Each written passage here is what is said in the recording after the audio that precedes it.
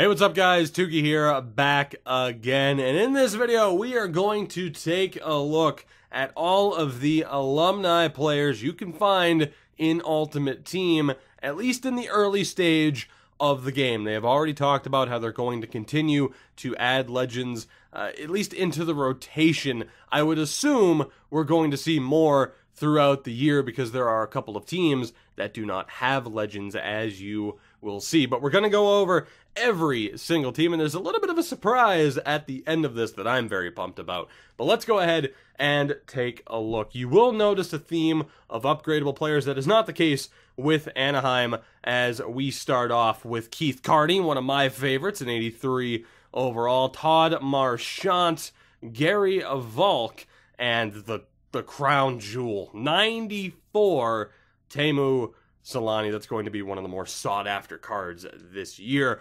rest assured. We move on to the Arizona Coyotes, one of the teams that has an example of I guess kind of a progression-based card with Teppo Numminen, as he has an 84, an 86, and an 89 overall card. So I actually has the 83 as well. And we'll start off with the 83 Adrian Aucoin, moving on to the 83 Teppo Numminen, 85 Claude Lemieux. I'm going to be intrigued to see how effective he ends up being this year. The 89 Teppo Numminen, of course, he is returning as a legend. 84 Teppo Numminen and 86 Teppo Numminen. Now, as we move on to the Bruins, this is where things could perhaps get to be a little bit controversial, as it appears, unless they're being added in at a later time, certain legends are out of the game. The main ones I've noticed, and of course there have been others, but the main ones I've noticed, no Ray Bourque and no Pavel Bure. I'm intrigued to see if they're added in later this year. I'd be a little bit disappointed as a Bruins fan, admittedly, if they are not. Let's go ahead and take a look at who we have here. The 82 Andrew Alberts, who I actually got in my starter pack. Interesting, at the very least. I was pretty pumped to see him. We have the 85 Johnny Busick, the 83 Rick Smith. Moving on to the 91 Johnny Busick, one hell of a card. And again, perhaps another really sought-after card this year, 92 Adam Oates. And then again, we have other versions of Johnny Busick. But no Ray Bourque in at the start of the game, or perhaps not at all. I'm going to be intrigued to see what they end up doing. Other examples here of teams or players that have multiple cards with Andreychuk and with Pat LaFontaine. I'm just going to look at the highest rated Andreychuk, this 89, looking pretty damn good, and an 89 Pat LaFontaine to boot. He has a card with the New York Islanders as well that we will get to. Again, just to compare here, for example, guys like Bergeron, Pasternak, Marchand, they're 84s. You have Kopitar at an 85. So if all goes according to plan with what EA has lined up for Ultimate Teams in terms of not having an ungodly amount of 99 overall cards by the end of the game, these cards should be useful throughout the year. Calgary with Theo Fleury and a 91 Al MacInnis, only 90 slap shot power, which again is sacrilege. I have to say it. If there was going to be anybody with a close to 99 overall on anything, it would be Al MacInnis with that slap shot power. Carolina, one representative, that being defenseman Sean Hill. He is in the game, and I mentioned this as well in the video where we went through the rosters, the Legends rosters that you can find for offline and versus play. Some of these might not be the most impressive names. I know some people are going to be like, Keith Brown, John Marks, who cares? You know, and I can kind of see that, especially, again, if guys like Bourque and Bure aren't going to be added back into the game. That can be viewed as a little bit disappointing, but I guess, like, I don't know. I'm upset about it, but I'm not, because when you look at the few cards we've sacrificed and we end up getting a ton of legends in the game, I'm not all that concerned at the moment. Stefan Yell in for Colorado, which is pretty damn sweet. 94 Joe Sakic, and an 85 overall version of Peter Forsberg. So a couple of representatives there for the Avalanche. We move on to the Blue Jackets. They have two players as well, that being 83 Ty Conklin and an 83 Mike Sillinger. Again, I was kind of surprised. I thought if any team might not have a representative, it might be Columbus. Not the case, as a matter of fact. Dallas, a couple of different options. We'll go with the 91 Brett Hull, which of course is fairly ridiculous. We also have 89 overall Andy Moog. I don't exactly choose to remember Andy Moog as a star, maybe an Oiler or a Bruin, but he is in the game. Mike Modano as well with a 92. Fingers crossed I get my hands on that card at some point this year. We move on to Detroit, and they have one of the highlights of this entire thing, and I want to show him off first. 93 Ted Lindsay. That is going to be an extremely popular card, and for good reason, at least for the high-end players who grind this mode like crazy. 95 Terry Sawchuk as well. Ridiculous. The card art, by the way, is phenomenal. I'm going to jump back up to the top, though. Darren McCarty has an 83 overall card. Insert Gary Thorne play-by-play here. That's all I can ever think of. We have an 82 Bob Probert in, an 84 Igor Larionov, an 88 Probert as well, which is a 97 fighting skill. Very, very well-deserved, well-earned, we will say. There's also a 90 Larionov, an 85 Larionov, and an 87 Larionov. A couple of upgrades for Larionov and Bob Probert each. And we'll move on to Edmonton. There's one very obvious card to look at here. The fabled 99 Gretzky. Good Lord. Good Lord, that card. We do have an 89 Paul Coffey. You might have seen he has a higher up card coming here. 93 overall Yari Curry. 95 Paul Coffey.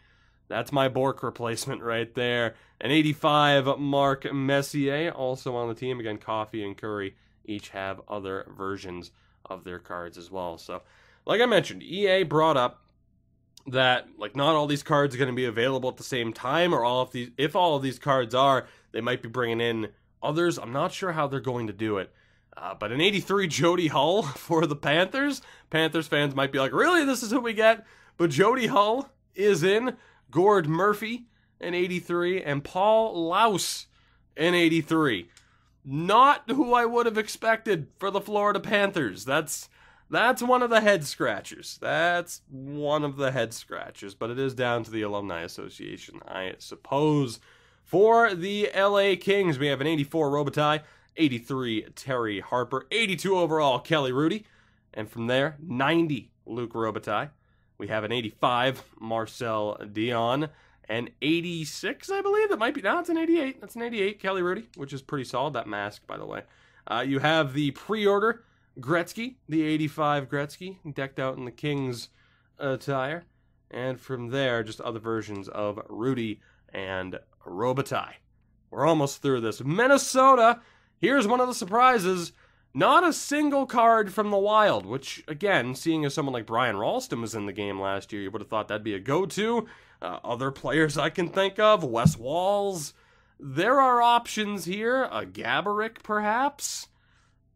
No players for the Minnesota Wild. I would have to assume that's going to change at some point this year. For the Montreal Canadiens, it gets to be pretty ridiculous. An 85 Geoffrion and 85 Cornoyer will show the better version of Bernie Geoffrion. That card art's amazing. 91 overall for him. And for Cornoyer, which again I'm probably butchering, but I'm trying my best, a 92 overall. There is an 85 Guy Lafleur, which is incredible. Look at the flow in that card art. We move on to the 95 overall Howie Morenz. Who would have thought we'd see Howie Morenz in NHL 19? Crazy to me. There's an 82 Lafleur, other Cornoyers, Geoffrions, and Morenzes as well. I gotta admit, I do like the different versions. Very similar to FIFA and their multiple stage icons. Nobody in for Nashville either. Very surprising. No David Legwand. You could think of other players as well. Maybe even, I guess Scott Hartnell's technically not retired, but pretty surprising to not see anybody there for Nashville. The New Jersey Devils do have a few players, though. And by a few, I mean one player. Multiple versions of Ken Danico. This 88 overall being the highest. So an 88, Ken Danico. And again, I'm not sure what the licensing is. I'm not sure if we're going to see more additions. It would make sense, but how cool would it be to see someone like, I don't know, Patrick Elias back in the game? For the New York Islanders, multiple different versions of Billy Smith, but we start off with this 92 Pat LaFontaine, as I mentioned. That's probably the highest version of his card that we will see. Smith, a 93. 93 poke checking as well. 91 aggression. You could have put those both at 99, and I don't think anybody would have argued whatsoever, really. For the New York Rangers, of course, we know Brian Leetch is coming up, but we start off with Brad Park in 86. Peter Stemkowski in 83.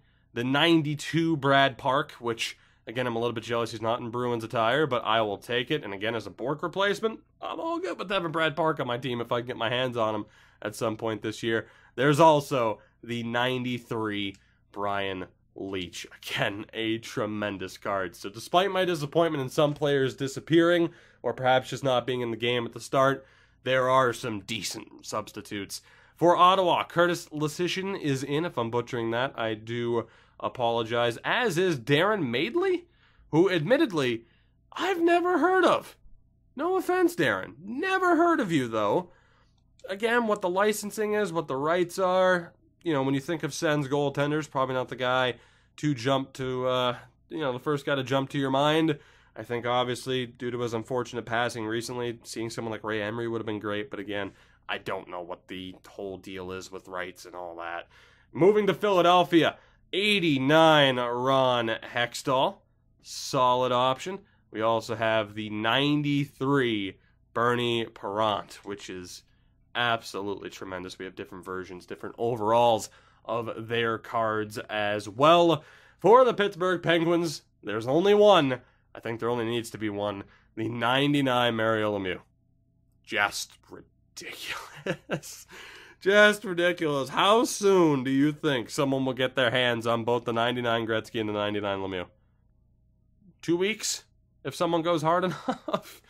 For the St. Louis Blues, we have an 83 Garth Butcher. We have an 85 Brett Hull. And the 94 Brett Hull. Of course, a couple of different versions of Doug Gilmour as well. We'll show off the 88 and his attributes there. Up next, the San Jose Sharks, who have one hell of a card that I'm interested in. I want to show him off first. 97 Owen Nolan. Ridiculous. A 97. You know, for a lot of the other legends and alumni, you see 95s. A 97 for Owen Nolan. Absolutely ridiculous. We have 83 Scott Thornton and an 82 Brian Marchment and his infamous nose, as I will call it. More infamous to me than Marchand's, at least. The Tampa Bay Lightning.